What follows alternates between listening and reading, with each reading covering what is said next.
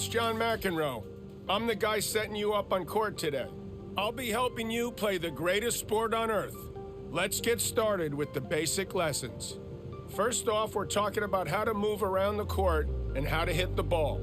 Let's watch a demonstration, and then you can try it out for yourself. In this demo, you'll learn how to reposition on the court and how to hit the ball back to your opponent. Let's get into it. One of the main things behind a quality shot is player positioning. To get a better position, always try to move back behind the baseline and to the center of the court after your swing. That way, you're best placed for the next shot. Standing back and letting your opponent's shot bounce will increase your chances of hitting the ball back at the optimal waist height. Use the move input to move around the court and reposition in the center of the court behind the baseline after each shot. It's a pretty common mistake to stay in no man's land. No man's land is the area just inside the baseline up to the service line. Hitting the ball from here is hard. There's less time to react, and chances are that's where your opponent's shot will bounce to. A ball hit at your feet just before or after the bounce is always going to be tough to control. If you want to hit the ball after the bounce, it's best to stand farther back. Get close to the baseline and allow yourself some extra time to set your stance and get a comfortable shot from the waist. That'll get you some extra control and a more effective aim on your next shot. Now the player's back in an ideal position. Let's see how to deal with an incoming ball. Look, it's not rocket science. Press down on one of the shot inputs and release once the ball's getting close. That's how you do it, playing with style. Okay, so quick recap. This is the stuff to take away from today. If you think you've got all that, we can move on. Or if you want to go back some steps, we can run through the demo again. Start off by hitting a few balls. Great work.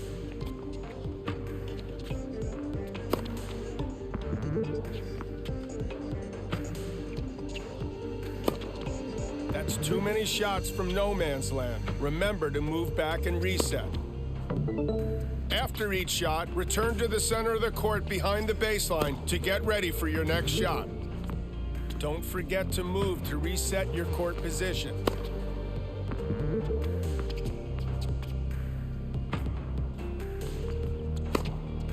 Yeah, you're really getting this.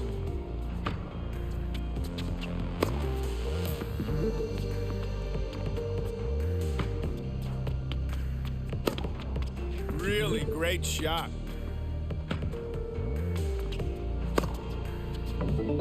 Great work.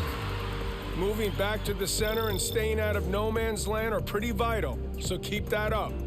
If you want more lessons, I have plenty here for you. Don't be a stranger.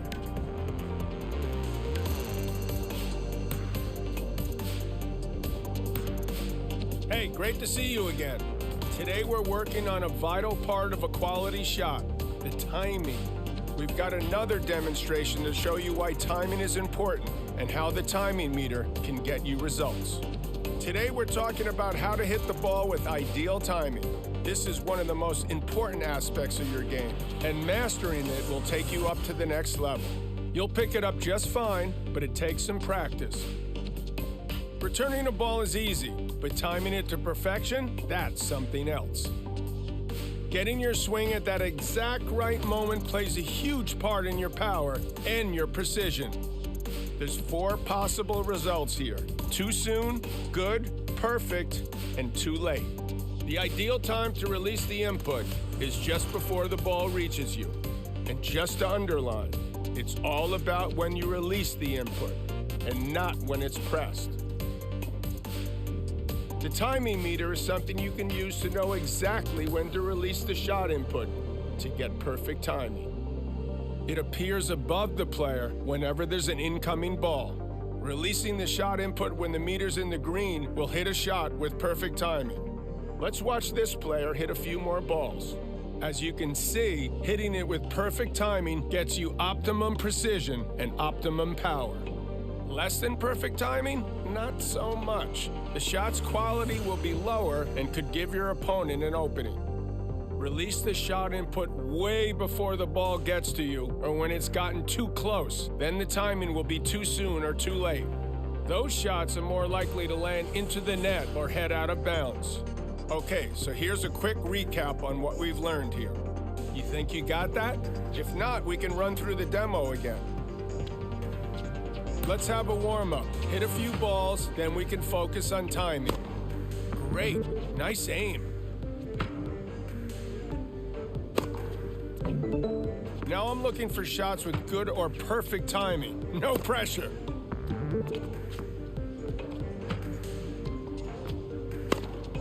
Keep at it.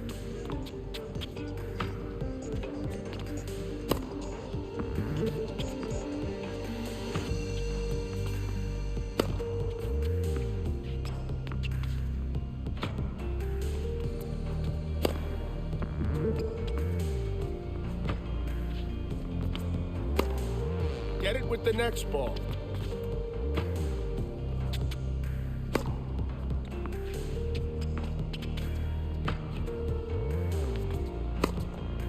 Try to release the shot input when the timing meter reaches the end.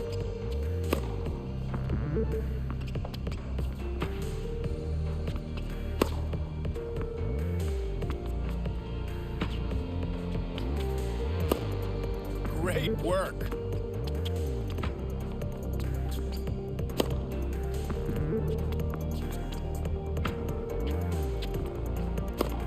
You're making great progress.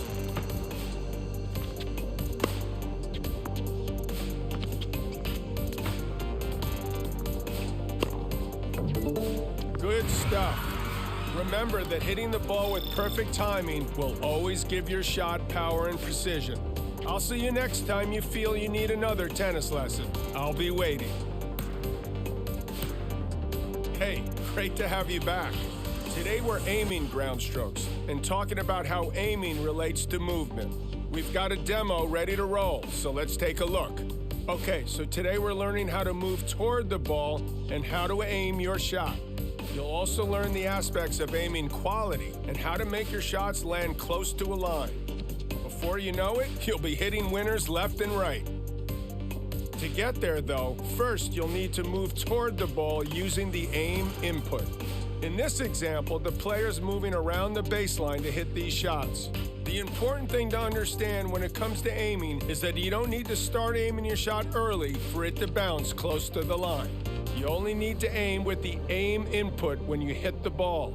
Up until that point, the aim input is used to control your movement. That means you can decide where to aim until the very last moment without losing precision. You can watch what your opponent is doing and decide where to aim right up to the moment you hit the ball. Let's drop the curtain a little. Here we're drawing an aiming arrow on screen to show the aiming direction when you hit the ball. Notice how pushing the aim input left and right will aim near the sidelines, and pushing the aim input up or down will aim near the baseline or net.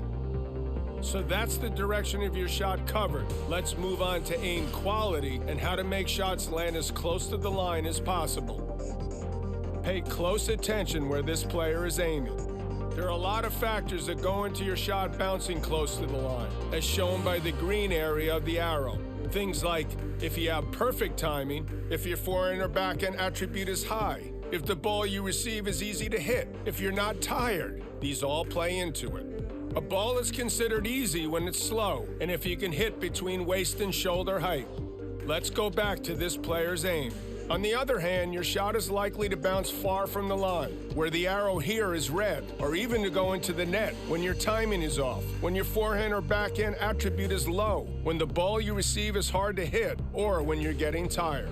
A ball is considered hard to hit when it's fast or low when it reaches you, or both.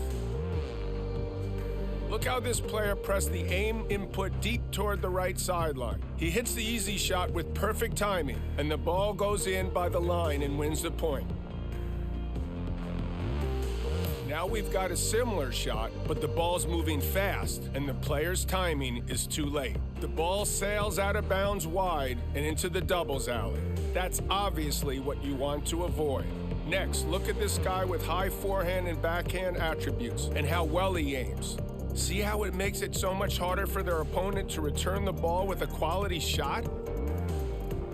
When this other player with lower attributes aims, not so good. They can't aim as close to the line as easily, making it far easier for their opponent to hit good shots and pile on the pressure. That's it for this lesson. Now get out there and put all these wise words into practice. I don't want them wasted. Mastering this part of the game is essential, so feel free to watch again if you need.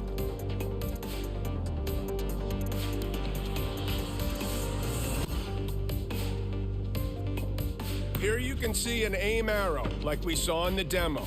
This should help you understand when the transition from movement to aiming happens. Okay, start with aiming near the sidelines. Now aim deep toward the baseline and short near the net. All right, good. Now it's time to combine aiming techniques, so aim for the corners of the court.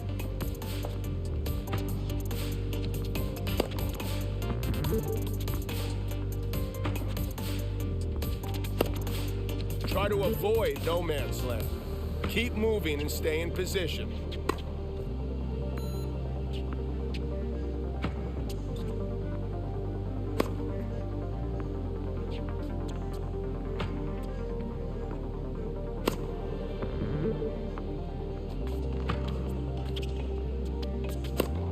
Keep trying.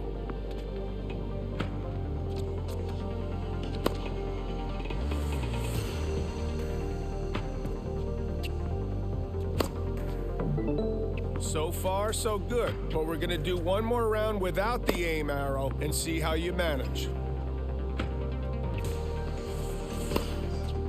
Great, nice aim.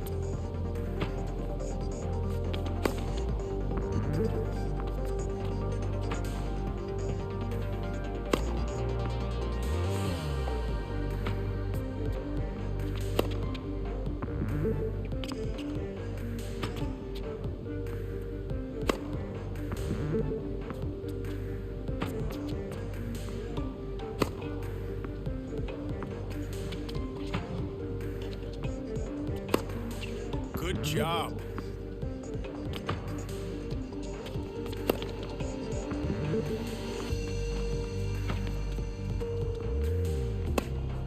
Great work.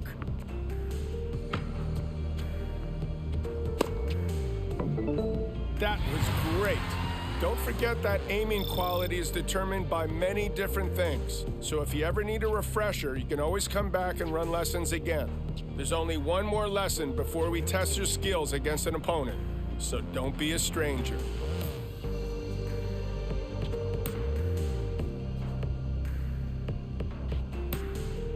Hello again. The training train needs to keep rolling, so let's move to the next lesson. In this lesson, we're learning various different ways to improve your serve, alongside how best to aim it. Coming up is a demo to explain normal and power serves and how to direct them. In this demo, you learn how to serve with precision and power and get the best out of the most crucial shot in tennis. There's multiple different ways to serve. Here we're going to cover normal and power serves, which are initiated by pressing or holding a serve input. Releasing the serve input early triggers a safe normal serve. Accurate, but not very powerful. Holding the serve input until the power indicator appears triggers a power serve. It's more powerful, but also harder to control. Next, let's look into how to aim and to pick the spot where you want the ball to land. If you don't push the aim input, the ball will bounce close to the center of the service box. Pushing the aim input will move your aiming spot in that direction, away from the center of the service box. You can use the visual indicator to see and adjust your aiming spot until you hit the ball. You only need to aim with the aim input when you hit the ball. Now that you know how to select your aiming spot, it's important to know what determines how close or far the ball will land to that spot. The ball is more likely to land close to your aiming spot if your serve attribute is high, if your timing is perfect, and if you're not tired. If your serve attribute is low, if your timing is off, or if you're tired, the ball will have a wider spread around your aiming spot. The shot will be less accurate. Okay, so let's get the rundown on what we've covered here. Do you feel you've got the measure of normal and power serves now? If not, as always, feel free to watch the demo through again.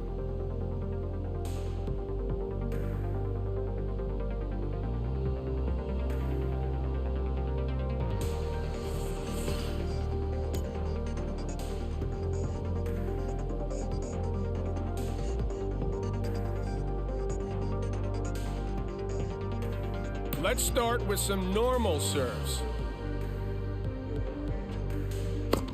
Be sure to quickly tap the serve input. If you see the timing meter, you held it too long.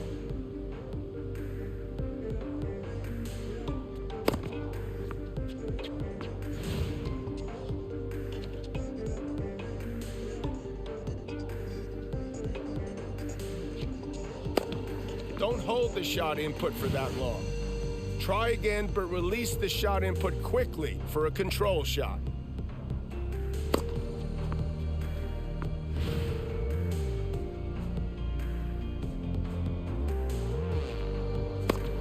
Be sure to release the serve input quickly and do not hold it.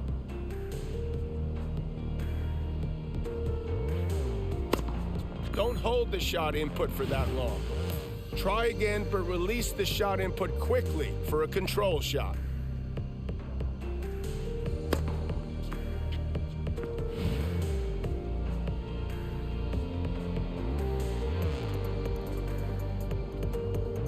Be sure to quickly tap the serve input. If you see the timing meter, you held it too long.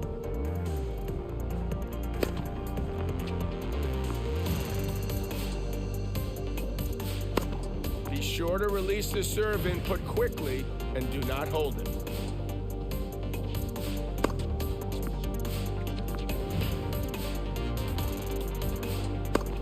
Don't hold the shot input for that long. Try again, but release the shot input quickly for a control shot.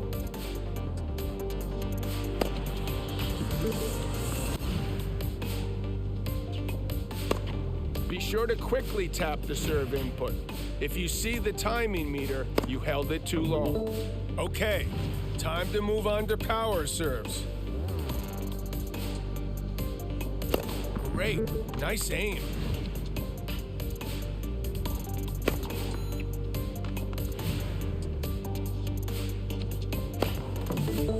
Go ahead and continue with power serves, but I'm also going to need you to nail good or perfect timing. Now hit a normal or power serve into the highlighted area. Good job.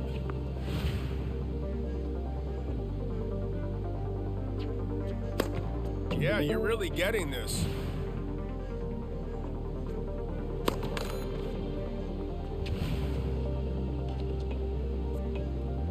Remember, quality timing is important to ensure your serve goes in.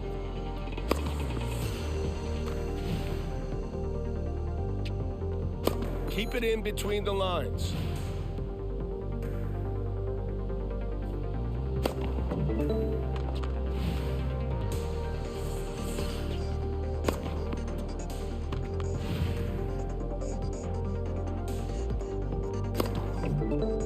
Yeah, you're killing it out there.